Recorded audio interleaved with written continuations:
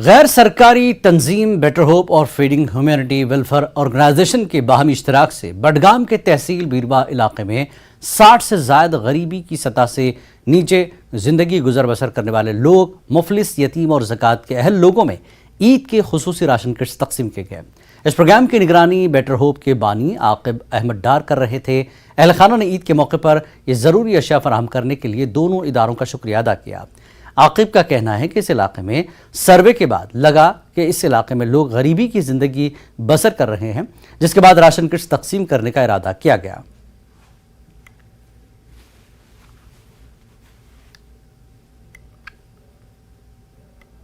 پسماندہ طبقے سے تعلق رکھنے والے زکوٰۃ ایلیجیبل فیملیز میں آلموسٹ 60+ راشن کٹس جو ہے عید اسپیشل راشن کٹس جو ہے وہ ڈسٹریبیوٹ کیے۔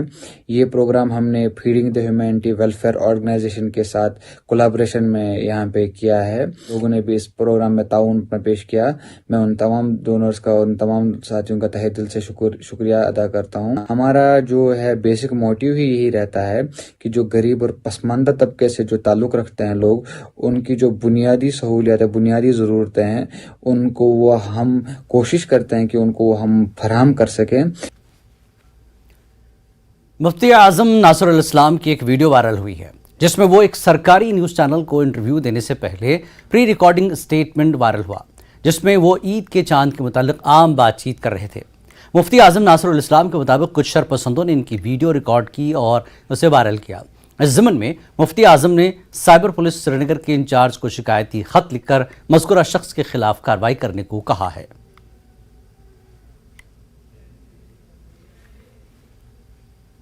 ابھی کچھ عرصہ پہلے دوردرشن کیندر کا عملہ رویت ہلال سے متعلق پیشگی ریکارڈنگ کے سلسلے میں میرے پاس آئے، جو کہ ایک روٹین معاملہ ہے، مگر افسوس کا مقام ہے کہ کوئی شرپسند جو یہاں موجود تھا اس نے خفیہ طور پہ ریکارڈنگ کو محفوظ کر کے اس کو وائرل بنا کے مجھے بدنام کرنے کی کوشش کی ہے اور لوگوں میں بھی انتشار پھیلانے کی مذموم کوشش کی ہے۔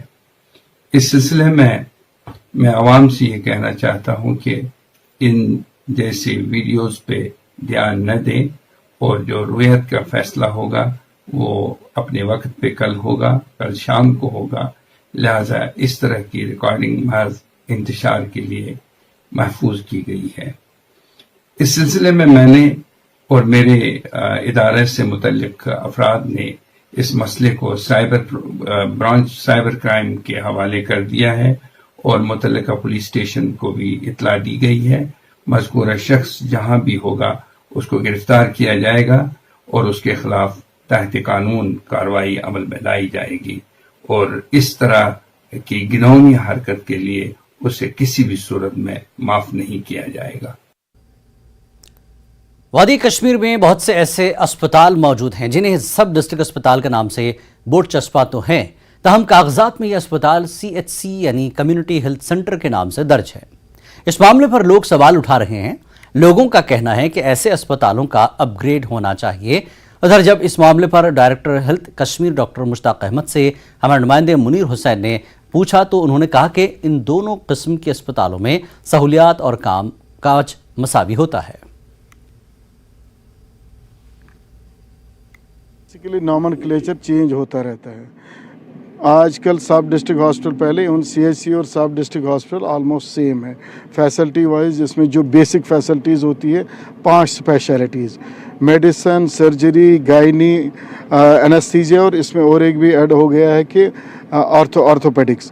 یہ چیزیں حالانکہ یہ لیٹلی ہوا ہے، باقی جو بیسک 5 ہے یہ CHC میں بھی وہی ہوتی ہے اور سب ڈسٹرکٹ میں ہی۔ جیسا میں بولوں کہ ہر ایک جو چاہے ڈسٹرکٹ ہاسپٹل یا CHC ہو، آلموسٹ سیم ورک ہوتا ہے، سیم مین پاور ہوتا ہے اور کام بھی سیم نیچر کا ہوتا ہے، صرف یہ نامنکلیچر کا فرق ہے۔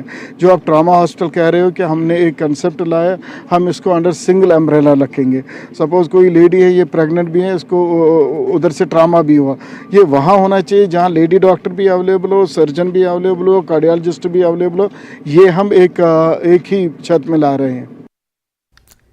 ضلع رامبن کی تحصیل بٹوے میں قدیم شاہراہ کے عقب میں واقع گورنمنٹ پرائمری اسکول چھامپا کی اسکولی عمارت خستہ حال ہے۔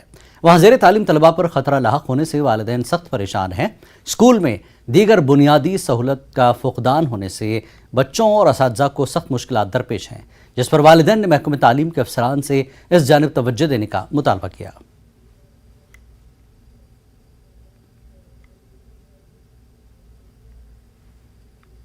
जी 3 बच्चे यहाँ पर पढ़ते हैं, कोई अमीरों के बच्चे यहाँ पर नहीं पढ़ रहे हैं। हम तो चाहते हैं कि हम स्कूल में अपने बच्चों को छोड़ें, लेकिन जो हमारे स्कूल में बच्चे पढ़ रहे हैं हमने तो यही कोशिश रखी है हम इनको भी उठाकर कहीं दूसरे स्कूल में छोड़ें, क्योंकि स्कूल की हालात आप खुद देख रहे हो। देखो ये पूरा ये दीवारें इसकी गिर रही हैं, हमारे बच्चे स्कूल में बहुत खतरे में हैं। लेकिन कोई भी डिपार्टमेंट का ना कोई किसी डिपार्टमेंट को, तहसीलदार साहब या कोई भी डिपार्टमेंट आप ले लो, इस यहाँ पे स्कूल में कोई देखने नहीं आता है। दीवारें आप देखो ये गिरी हुई हैं, स्कूल पूरा डैमेज है, तो इसकी कोई भी स्कूल की सुनाई नहीं है। बाउंड्री वॉल नहीं है यहाँ पे, और ना यहाँ पर कोई बाउंड्री वॉल, ना इस टाइम पे यहाँ पे कोई हमारे बच्चों के खुद ये टीचर जो है खाना वगैरह खुद बनाते हैं। यहाँ पर 3 टीचर हैं, हमने यहाँ टीचर रखे हैं कि ये यहाँ हमारे बच्चों को पढ़ाएंगे, लेकिन ये खाना भी यही बना रहे हैं और यही इनको खिला भी रहे हैं और यही पढ़ा भी रहे हैं 3 टीचर। और स्कूल की आप हालात देखो, हमारे यहाँ पर करिए कि खाना बनाने वाली आती है और उसको 1000 रुपया पर मंथली के देते हैं, उसको भी 3-3 साल हो गया बेचारी को, उसको अभी तक उसको पेमेंट नहीं मिली है। और वो बेचारी वो भी गरीब है घर से, उसको भी जब उसको सैलरी नहीं मिली वो खाना कैसे बनाएगी। इसलिए क्या अपील करेंगे आप एडमिनिस्ट्रेशन से? हम एडमिनिस्ट्रेशन ये अपील करेंगे कम से कम स्कूल की रिपेयरिंग ही करवाएं, अगर नया नहीं बना सकते रिपेयरिंग करवाएं इसके, और बाउंड्री वॉल यहाँ पर देना, हमें बाउंड्री वॉल की बहुत ज़रूरत है। Directorate of